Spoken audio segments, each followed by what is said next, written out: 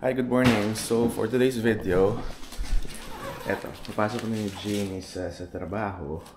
Pero last working day for the week. For me. For you, dahil yes. si Jamie may pasok ko tomorrow morning. At least nakalamang ka minsan. Ayun nga eh.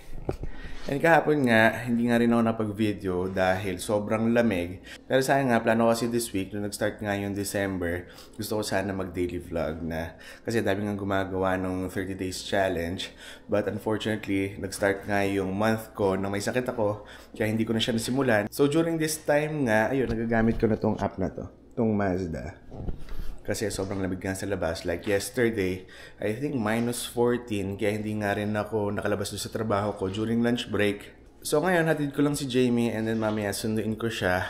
And then, kain lang kami sa labas. Kasama namin uli sila Kuya Rina, Ate Luvim, si Kuya Ari, tsaka si Ate Mary Ann. Kasi birthday ni Ate Mary Ann ngayon. So Ate Mary Ann, happy birthday! Happy birthday, Ate Mary Ann. See you later! Siyempre. May snow pa rin, pero at least konti na lang. Kapon kasi yan, mas maraming ice dito sa driveway namin.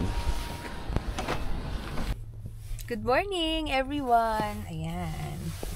So, hinahatid ako ni Mike papunta sa work. Bakit ba ako nagsasalita? Ano sa'yo? Oh, ayan. So, ang dami nga nangyari this week. Pero siguro, kwento ko na lang mamaya. Pero tomorrow nga, may plan sana kami na i-meet nga yung isang sumusupport sa channel natin. Pero hindi ko alam kung matutuloy dahil yun nga, parang hindi lang mag-sakto yung oras namin. Dahil like tomorrow, available sila. But unfortunately, si Jamie nga may pasok siya ng umaga. And then ako naman may attendan ako ng Christmas party ng hapon. So tingnan namin kung matutuloy kasi sabi ko nga sa kanya na kung available sila ng early in the morning para at least bago pumasok si Jamie, makapag-meet up kami. Kasi sayang lang dahil ang layo pa ng pinanggalingan nila. Galing pa sila ng Dubai. So hopefully nga matuloy bukas. Naantok pa. Bye! 5 o'clock, no? Yes! Bye! Bye! Ayan, nandito na tayo sa trabaho ko. Pero at least umaraw na nga, no? Dahil kahapon nga, lakas ng snow dito. So pasok na lang muna ako, tapos mamaya ganun ulit. Sunduin ko na lang si Jamie ng around 5 PM.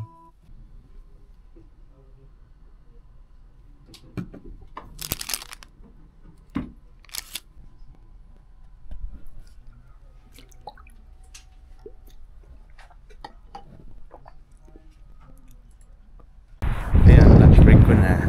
At least medyo maaraw ngayon. Pwede ako matulog sandali sa sasakyan. And yun nga, more than 1 week na ako may sakit. Kaya kanina, pinasubok sa akin ng katrabaho ko yung iniinom niya. Okay naman siya, pero hindi lang ganun ka okay yung lasa. Noong Monday or Tuesday, dapat magpapa-flu shot na ako. Pero since hindi nga ganun kaganda yung pakiramdam ko, hindi ako pinayagan nung pharmacist na bigyan nga ng flu shot. So hindi ko nga alam na hindi pala pwede kapag ganun, no? Previous years kasi hindi kami nagpapa-flu shot. Pero I think ngayon kailangan regularly magpa-flu shot na kami, no? Dahil medyo mahirap nga siya. So ano pa ba yung mga nangyari sa amin this week? So early this week, si Sir din nakapag-apply na rin siya ng study permit niya. So like right now, ano na lang, waiting game na lang uli kami para sa paglabas ng result ng application niya. And then kahapon, nag-open na rin kami ni Jamie ng FHSA account namin. Pero yung primary reason lang namin ngayon is para dun sa tax deduction. Yun, so pahinga lang muna ako sandali and then balik ako sa trabaho. Ayan, padilim na naman. So tapos na nga yung trabaho ko. Sundin ko na si Jamie. Pero siguro makakarating ako doon mga 5:30. Pero 7:15 pa kasi yung reservation ni Kuya Rainier. So baka siguro dadaan muna kami sa grocery. Dahil wala, may mga konting bibilin lang kami. Like mga toothpaste. Kasi hindi talaga ako nagsastock ng mga ganun. Dahil yun nga, malapit lang kasi yung trabaho ni Jamie sa Real Canadian Superstore. So anytime pwede kami dumaan doon. Ito, kasama ko na yung asawa ko. Pero yun nga, sabi ko kanina, bibili lang kami ng toothpaste dahil wala na kaming gagamitin namin. So subukan natin kasi chinek ko kanina online, parang ito yung maganda, yung Colgate Total, pero alam mo nga pag Total mas mahal. Kasi before, yung mga ganito lang ginagamit namin. Pero ito, subukan namin since ano na siya, nakasil naman siya. Ayun, kuha din tayo nito. Dahil naubos na yung dating nireseta sa akin ng doktor. Pero yun kasi, kailangan ng prescription. Kaya hindi rin ako makabili nun. Kaya ito na lang yung over the counter. Ito yung dating, yung kay Angel before. Oo nga, yun na lang? Ito. Wala. Kailangan yung 48 capsules siya. Yun, so nagbibili nga kami ng gamot. Dahil like ako last night, sobrang hirap ako. Dahil nahirapan nga ako huminga. Pero si Jamie, ito magaling na ito eh. Hindi ka ba Hindi ako makalabas kanina eh. Kailangan ko magpa-vaccine ngayon. Gusto mo? Hindi pwede ngayon. Ay, hindi ba pwede? Okay, sige. Let's go. Yan, tapos na kami mamili. Pero grabe, sobrang lamig ngayon. Hindi ko alam kung bakit. Akala ko hindi masyado eh. Relative dun sa yesterday. Pero sobrang lamig pa rin. So, winter na po kasi. Kaya malamig na talaga. Oo nga, pero dati kinakaya ko eh. Pero ngayon, or mali yung Baka suot kasi ko. baka mali suot mo. Nakapants ka ba? Naka-jeans ka kasi. So, by the way, yung i-meet namin tomorrow, so confirm na nga, magkikita na nga kami bukas, kaya sinabihan ko si Sarah na patulugin na maaga yung mga bata kasi maaga rin kami aalis.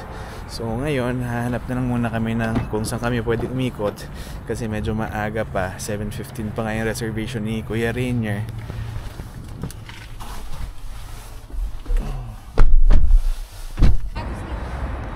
Ha? Bigat yung sapatos ni Sir. Ginamit kasi ni Jamie, sapatos ni Sarah. So, andito na nga kami sa Konji Queen. Ito, pangalawang beses ko palang kakain dito. Ako first time ko pupunta dito. Oh, the first time kasi na pumunta ako dito, kasama po ni Enzo tsaka ni Sky.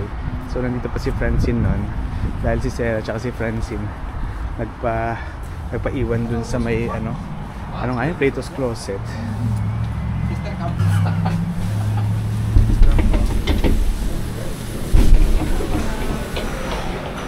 Nag-message na rin kasi si Kuya Rainier. Andito na raw sila. Oh, ayun na pala, si Kuya Ali.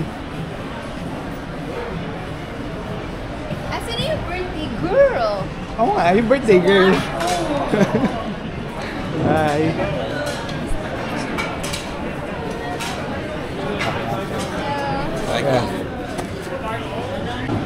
Kuya Ali, tayo ulit Birthday! Ayan na, si birthday girl. Happy birthday! Kakantahan ba natin sila? Ayan, yung pagkain namin.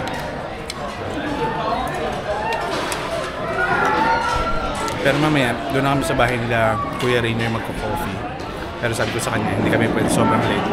Dahil tomorrow nga, meron nga kaming breakfast meet-up doon sa isang sumusupport sa channel natin. Happy ka naman? Gutom na ako. Mamaya ka na mag-video.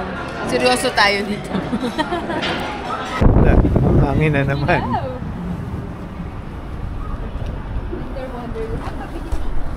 Ayun, busog na kami. Kanina sobrang gutom namin. Di ba kasama ko si Jamie bago kami pumunta rito. Kumain muna kami ng Costco. Kumain muna kami ng isang hotdog dahil pareho kaming gutom na. Sa kotse na ba tayo pupunta? Doon. Ah, okay. So, sunod ako na sunod sa kanila. Sa bahay nila na, kuya? Oo, sa bahay na. Sige ba? Yun, ikaw, nabusog ka? Oo naman. Ito pa. Ayan, may take out pa. Merong pansit for my kids. Yay! Dito na kami sa bahay nila, Kuya Rainier. Pero mukhang gagabihin kami dito. Kaya siguro hanggang dito na muna uli. So again, thank you for watching and I'll see you in the next video. Bye!